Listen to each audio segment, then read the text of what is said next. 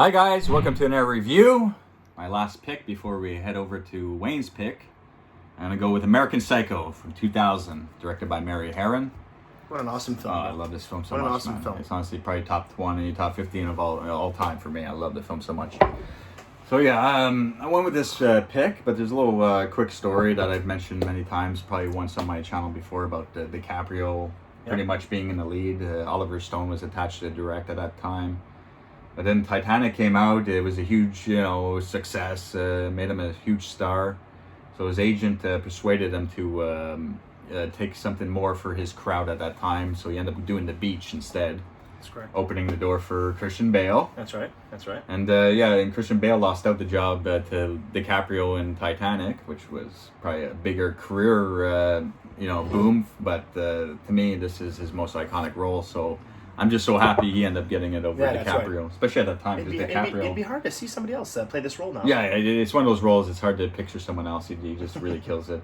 But especially DiCaprio at that time, I can't see him filling a suit properly or anything. No, that's it. And he was too busy doing the movies for little teenage girls. Yeah, he was a young 20-something-year-old. Stuff like that. Yeah, that's it. He's a bit older. He had the look. He had the frame. He fit in the suit very well.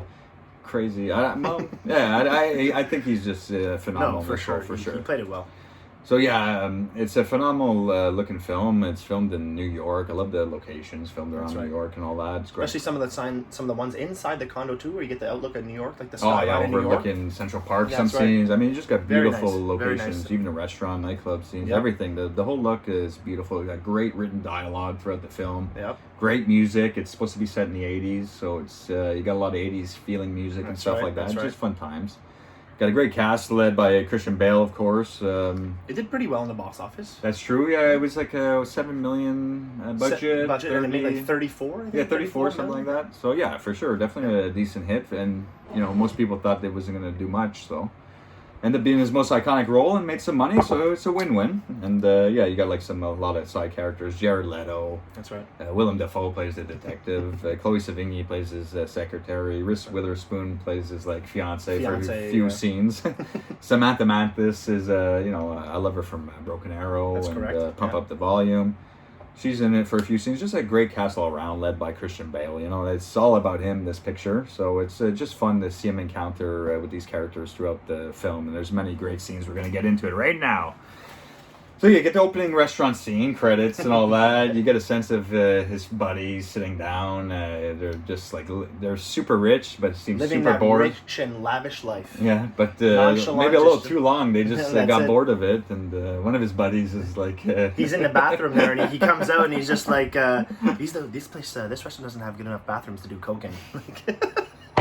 Like I said, you got too much money. They don't know what to do with their time, and so you just get a little sense of Christian Bale at that dinner table with his buddies, his crew he's hanging around with. Then you jump to a nightclub scene, after dinner, let's go get some drinks, see what they're up to there. And like I said, it's the 80s, so it's a lot of 80s music going on in the nightclub. Seems like a fun time and everything. I like where he goes to pay, and the girl's just like, we don't take card here. So it's like $25 or $15 for these drinks. So then when she turns her back, he screams because you can't hear. He's just like, you fucking ugly bitch, I'll fucking kill you and play with your blood. But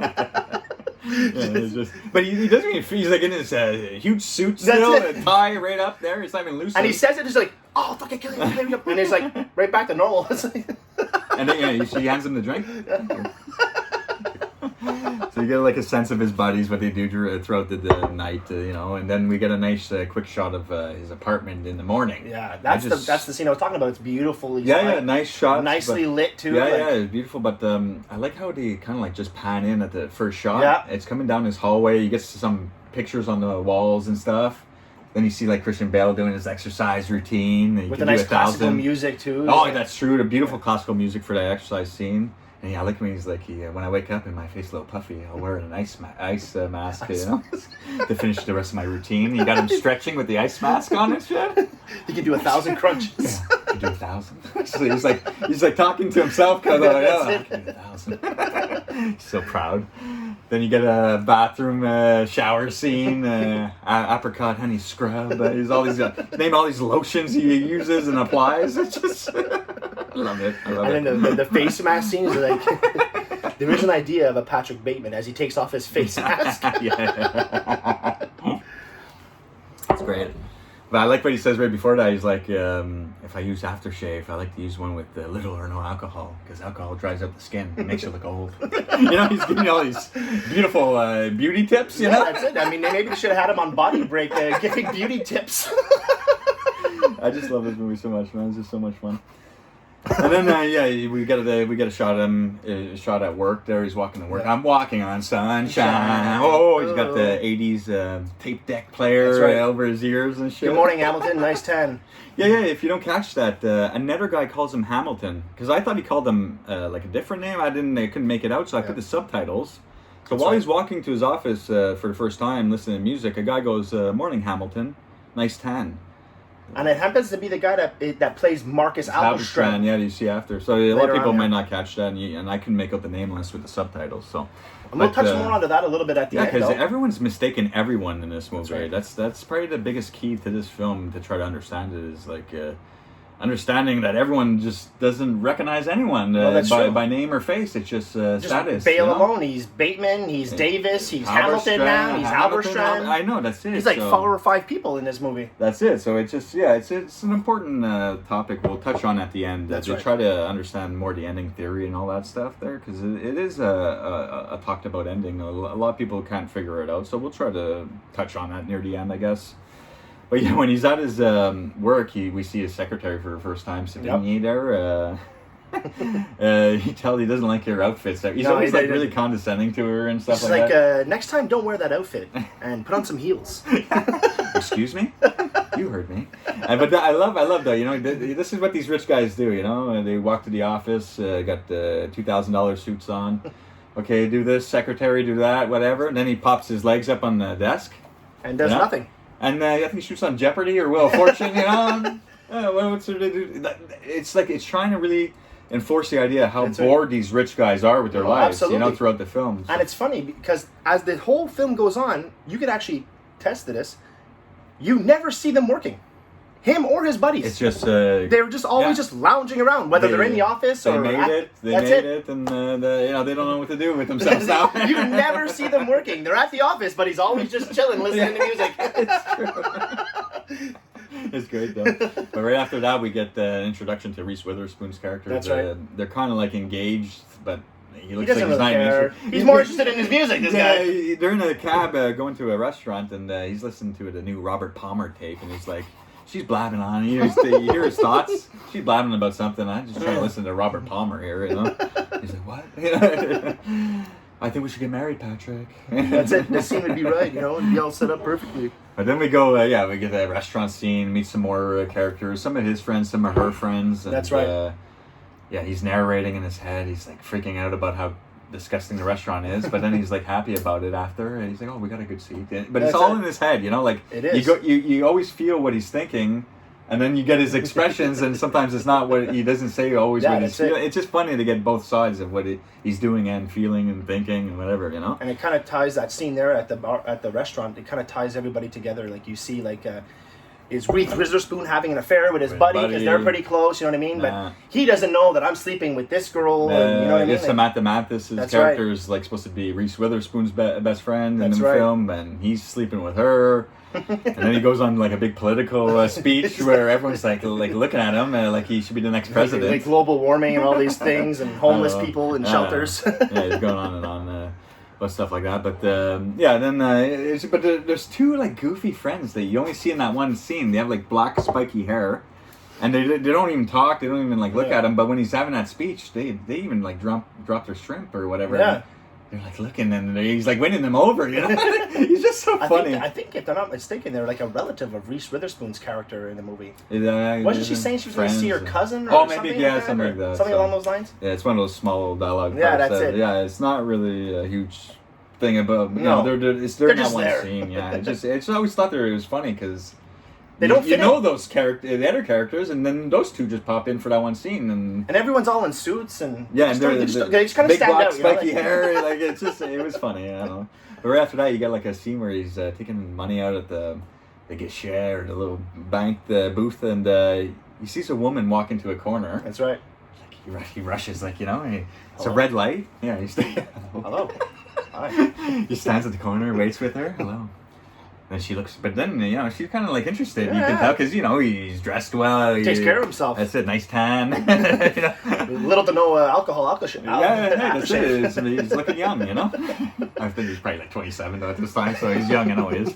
But yeah, so you kind of get the feel that he takes her home. Oh, you don't really see, but well, like, he definitely does her in though. He does, yeah. He probably kills her or whatever. Chops her right up. But he like waits for her like to take the first step off the curb. It's so funny, and then they like kind of start walking slowly together. It's like such an odd scene.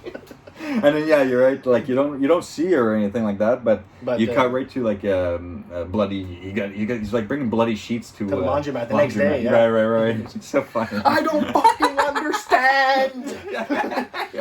Shut your fucking mouth or I'll fucking kill you.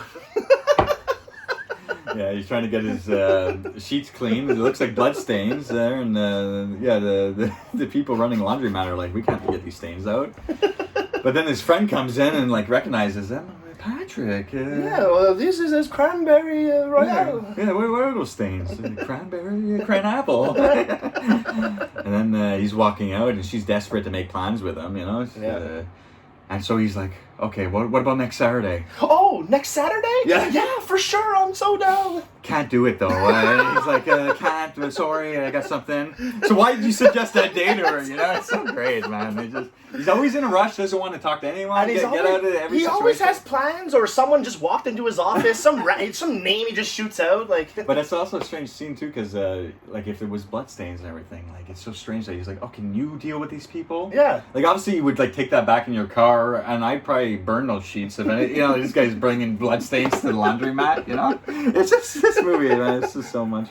And then the next scene, oh my god, he's talking to Samantha Mathis. You know. He's trying to make plans with her because she's married to Lewis, some dweeb that works with him, you know.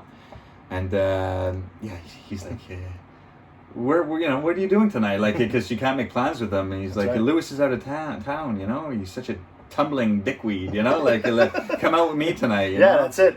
So yeah, but I think he's like watching some porno on TV while like inside Lydia's ass or something. It's like a huge VHS cover, you know, like that. Inside Lydia's ass, it's written on the front.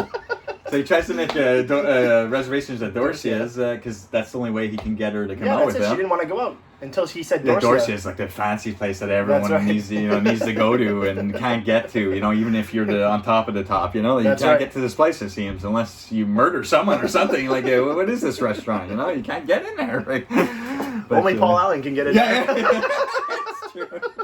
So he tries to make like reservations at Dorcia, and they're laughing in his face, you know, because he's trying to make it for the same night, especially.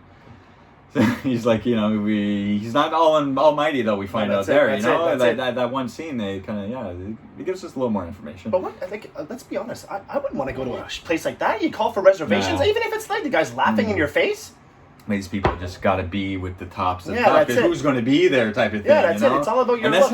That's how it is when they're at restaurants. They're always like, is that person that? Yeah, they're always like looking around. They're not even like invested in the person who they're with, you know, like it's just funny. But this boardroom scene right after that is so much fun. It's one of the funniest scenes to me. It's one of my most favorite scenes in the movie. Yeah, you see Paul Allen, supposedly Jared Leto, but he's probably not even Paul Allen. We find out later on, but yeah. Also, too, Halberstrand, where he says, you know, they could get the same haircut, but mine's a little bit better over hair. But a little more information about Paul Allen mistaking Christian Bale's character for someone else. Always mistaking people in this film. It's going to play a big key probably in the ending for sure when we try to break it down there. But but when Paul Allen leaves his business card, you know, and Christian Bale goes, "Oh, like I picked up mine from the printers yesterday." That's you know, and everyone's showing their cards. They're like, "Oh, that's nice. What color is that?" He's like, "That's bone." You know, what color? With a bronze rail. Yeah, it's Sicilian rail. Let's see Paul Allen's card. Yeah, it's just the way he's like he's sweating. He's let's see Paul Allen's card, and then he gets it. He drops it. He's like, look at that subtle off-white coloring. Oh my god, it has a watermark. Patrick, what's wrong? You're sweating. Lewis. This is great. I love that boardroom. And I guess, because the next scene, he goes and kills a homeless man. I mean, it's kind of funny, that scene, but it's sad that he kills the dog. Like, he didn't have to kill the dog, But I think it's because he's so, like, irritated with the card. He has to go and kill and do something, like blow off some steam or whatnot. So, yeah, he's like, the bum thinks he's going to help him at first. He's like, you know, Yeah. How about I open my briefcase, and then all of a sudden he's like, you know how bad you stink? Yeah, you reek of shit. And he takes out a knife, starts stabbing him. The fucking poor bastard. Stomps on the dog. Poor guy. Like, it's so... But you get to let off some steam, I guess, Mr. Bale. Kind of hard to watch that scene now. Like, I definitely fast forward just the part of the dog. Yeah, I don't like the squealing noise. Yeah, that's it. But... Anyways, and then we get a nice restaurant scene with Paul Allen, Jared Leto's character, and he even calls him Halberstrand. He doesn't, correct him when he calls him a different name, though. You know, so you're Halberstrand. And he meets Paul Allen at this Mexican restaurant. They were supposed to go to Dorsia. What is this piece of shit? Yeah. What is this piece of shit? Paul Allen could get the Dorsia reservations, that's right. But Christian Bale can't. He brings him some Mexican joint that we'd go to, But they're so mean to the waiter guy. Yeah. Give me a J&B straight, And then they're like, well, you want to hear the specials? Not if you want to keep your spleen. Is that Ivana Trump? Is that Ivana Trump? Oh, good. Nobody goes to Dorsia anymore. Yeah. Is that Ivana Trump? Yeah, no one goes there anymore. And he's like, great time, Yeah, salon. Yeah. I got my own tanning bed. You should look into it. Yeah, it's true. Fucking Bateman wants to kill him when he starts talking like that, eh? Not only does he have a better car, but he also got a tanning bed in his house. Yeah, that's it. It's like he's always the one step ahead of Bateman for whatever reason, But when he gets him drunk and brings him back to his house, though, man, and he's got Huey Lewis on the news playing on the radio, he always talks about, you get a close-up of the CD, talks about them for a bit, It's like publicity for the CD. Honestly, man. It's like tie-ins. It's great. But then, he's like, while he's drunk, though, Jared Leto sitting on a couch, got newspaper clippings all over the floor. Are these clippings of the Times you got here? You have like a chow? No, I don't. Yeah. Is that a raincoat? Yes, it is. He goes to the bathroom, takes a little pill, and gets ready for the old hacking. Yeah, he does a little shuffle towards them. That was improvised, by the way. That yeah, part. Probably. Yeah. I mean, you really get into the scene. I probably had those types of moments. Hey, Paul! Try getting a reservation at Dorsia now, you fucking stupid bastard! Fucking chops him up. Oh my god, man! So iconic, man. So but then, iconic. his legs are just like, you just get a shot of his legs, like all hacked up on the newspaper, all full of blood. Oh, he like fixes his hair. I think he lights up a stogie. It's just so funny. I like the scene right after that one too, where he's got Paul Allen in a bag. And he sees he's dragging him through the lobby. He sees Lewis again. He sees Lewis, and he's just like, "Where'd you get that overnight bag?" Jean-Paul Gaultier gets in the car. He's like, "No," but he's like, "Bateman, Patrick, is that you?" He's like, "No, Lewis, you're wrong. You're mistaken. Go away." "Oh, where'd you get that overnight bag?" It's Jean-Paul Gaultier. So good. I love this film so much, man. But yeah, but it's so. I think it's got to be like some parts in his head where he's about to snap, because that blood trail would have, alarmed somebody. Sure. And then you get a frontal shot, and I don't see no blood trail behind him after. So did he really kill any? Is there a real body in that in the end, or was that like in his head of what he wanted to do at that moment? The breaking point, you know what I mean? Like, that's it. There's a lot of like theories, we can go. So many theories can go on. That's right. Go on forever about it. We can do a whole nother video just on theories. That's it. When we head over to Paul Allen's place, he gets some things together, make it look like he head out of town, and he leaves a voice message on the answering machine in his voice, Paul Allen's voice. That's right. Like, nobody would know that's not really him. Especially the Willem Dafoe, the detective later on, But he's like, sorry, Mary, I've been called away to London for a few days. Hasta la vista, call you when I get back. Hasta la vista, baby.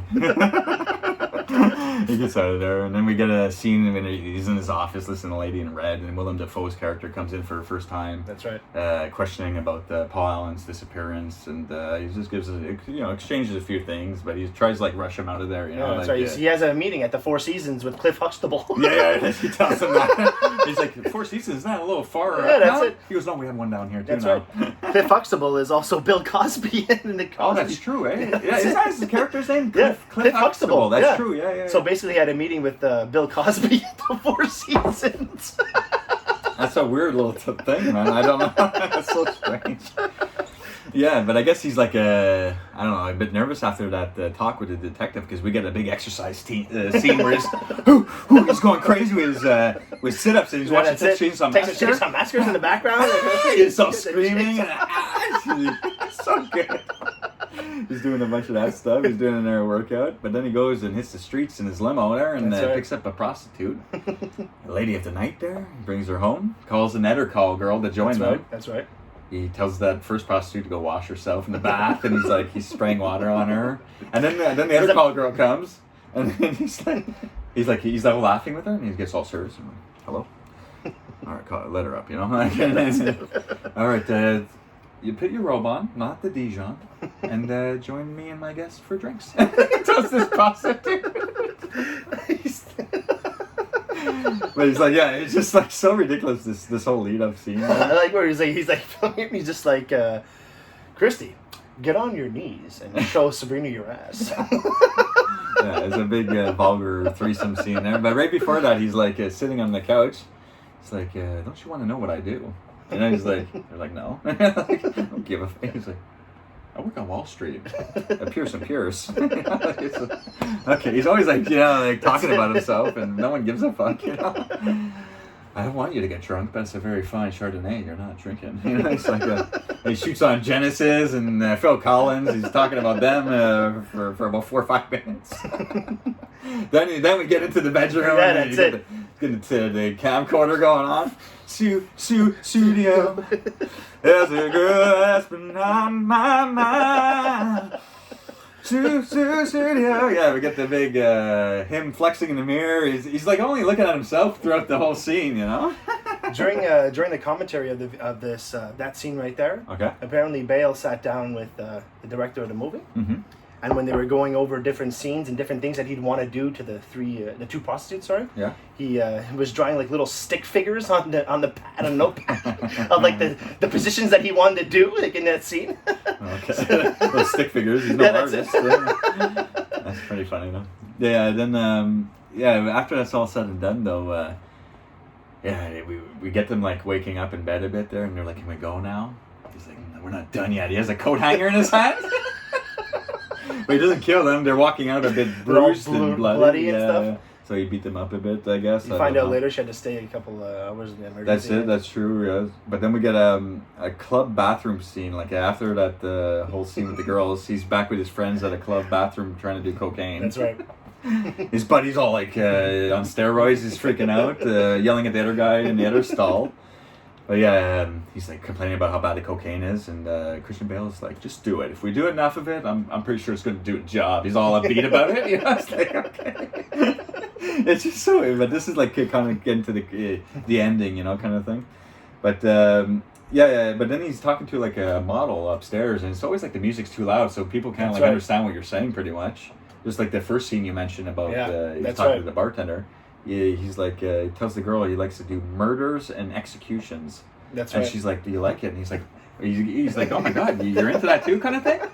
She's like, why do you ask? And she's like, well, most guys that are in mergers and acquisitions find it boring or whatever, you know? He's like, oh. And so she heard that, you know, That's and right. what he said. But he takes her home, I guess. You don't see, but they get in the cab together. And then the next scene, he's in the office twirling the blonde hair. Yeah, so you know he did her in too. Yeah. He bought the sheets to the little Chinese girl to clean it. Yeah. The laundromat. Well, that was probably the first girl. But then he's talking to the secretary about where do you want to go? I'm going to take you out. She says Dorsia, of course, which kind of like, I don't know, probably bothers them. You know, that goddamn restaurant, you can't get into it, you know? But he's doing a crossword puzzle. He's writing meat, bone, in every available spot. Meat and bone, that's it. So he tells her, yeah, okay, well, I'll take you there. And he's like, but we're going to want to change her again, you know. It makes a comment about her outfit. And he has her back at her house, you know, getting ready to go out and all that. He opens the fridge door, and then I think he sees that model's head in the fridge. He's chatting with her at the house there. He comes out with a nail gun. Yeah, right to the back of her head. He's like standing there, and she's just on the couch, you know, and whatever, they're exchanging words. And then he's about to do it, I think, but then the phone rings, and it's Reese Witherspoon, you know. Saved the poor girl's life. Yeah, probably. But she's like, I think she knew that he's into like some weird, rough stuff, because he's like, I don't think you should stay because you might get hurt. And she's like, yeah, I bruise easy. Yeah. It's like weird dialogue, you know? Like, is this fantasizing in his head, you know, or is this actually happening at some moments? That's it's like, yeah, it's a movie that gets you asking many questions, especially near the end for sure. But then, yeah, so after that scene, we get a final scene with Defoe telling him Alan's been spotted, it's okay, everything, So Christian Bale's relieved, he's like, what the heck's, he's all confused, like whatever. And he goes and picks up that same prostitute again, and she's like, doesn't want to go with him this time. No, not this time. Yeah, because he did a number on them last time there and everything, so... He promises it'll be different. Yeah. Showing her the cash, of course, so she goes with him. But he picks up like one of his good friends though, like that she looks like she has money as well. That's it. He brings her the prostitute girl. She looks a bit ragged, and he's talking about Whitney Houston. He's always like got these segments where he's talking about music and so even his friend is like, "You like Whitney Houston?" She starts laughing at him. And shit. I think he drugs their drink though, eh? And I think so. Yeah. But so he gets like some action going on again, and. But Christian Bale gets a bit rough again, like going all out this time, not blood just a beating. And... Yeah, you see blood from the sheets, and the prostitute sees that, so she starts like, "What the fuck?" Starts running away. And we get Bale running after her in the halls.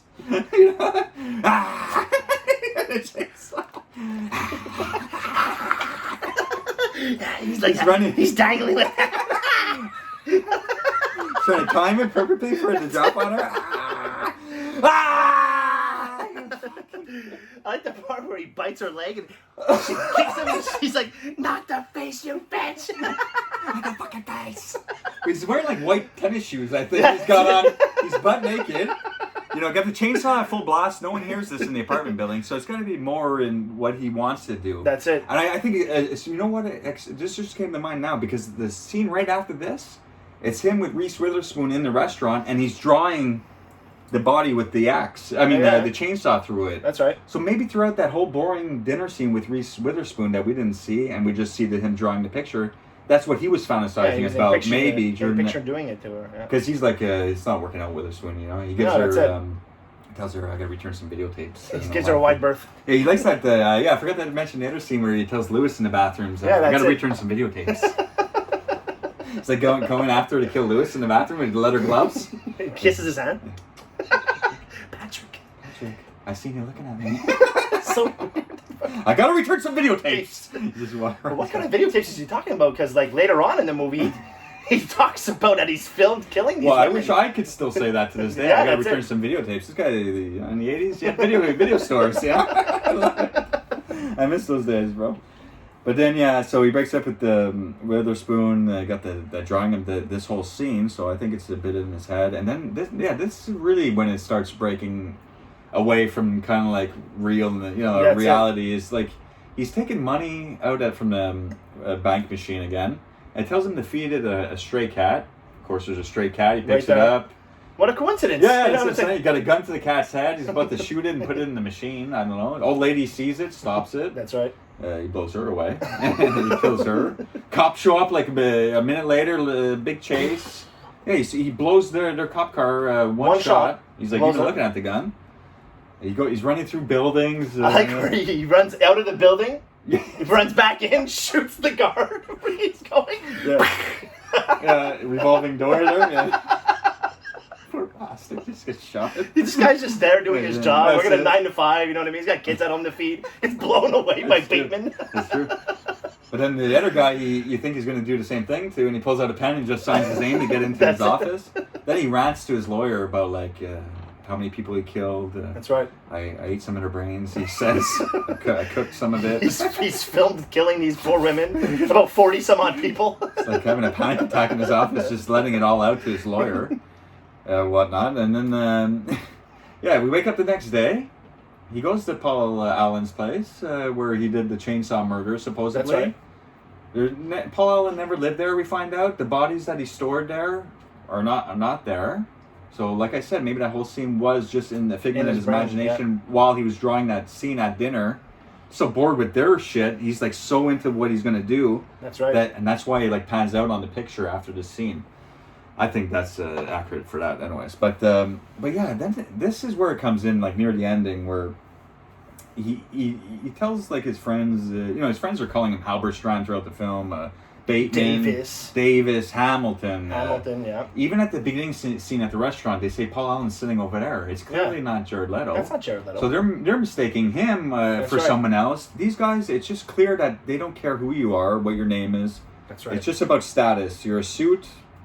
Just whatever. No one. They're all fucked up on drugs. Who can get the best drugs? Who can get the best women? And get them to go to the best restaurants? That's all they care about. It's the key ending scene though that everyone talks about is when he goes and talks to his lawyer. And he says, like I left a message. He's like, oh, that was you. That's hilarious, Davis. Davis. Yeah. Exactly. He's like, no, I'm Patrick Bateman. Like, that's it. I killed Paul Allen. He's like, that's impossible. I saw him. I had dinner with him. A few days ago or whatever. So Patrick Bateman sits down with his friends and then it pans to his face and it's like. There's an idea or kind of thing, like it's some more narration. But and also too, at least you to believe that's in his head. But Mary Herron wanted everyone to know that she intended him to be a serial killer, but it doesn't mean that he was a serial killer throughout the film. But he was about to be, coming out. He was at his breaking point. That's almost, right. But it's like even too, like when they had the meeting with Dufault there, when he had the meeting with Defoe and Marcus Halberstrand put Patrick Bateman with him. Yeah, I know. It's like everyone can't get anyone's name right. They don't know who's who, and Willem Dafoe can't figure out anything. It seems I don't know, but it seems Paul Allen's alive. So maybe Jared Leto was never Paul Allen. And he was mistaking, even though Paul Allen gives the card and it says Paul Allen, maybe that's what he was seeing because he was in such a rage at that moment about the coloring and all that. Right. Or maybe you can even go as far as saying maybe he's Paul Allen. And Patrick Bateman is like another identity. Yeah, just multiple identities and stuff like that too. But yeah, it's definitely, he's going to be a serial killer one moment or another. Definitely, if he didn't kill anyone throughout this film, it's about to happen pretty soon. No, that's it. He's probably like picturing, okay, how it would all go down if I actually did it. And, and throughout the film, he was picturing all these different scenarios or whatnot and how to get away with things. But, I mean, you can always talk about the ending over and over. Who knows really the exact truth. But that's a good mystery behind the movie. That's what makes it so good, man. Yeah, it's true. It makes you think. Yeah. So, we'll end it there, man. Give us your thoughts on the ending. Let us know what you thought of our review. Leave a little comment in the below there. Yeah, because it's a lot of people talk about this ending, so we're curious to hear your thoughts on this film overall and the ending analysis for sure. So, thanks a lot, guys. Take care, guys. Bye.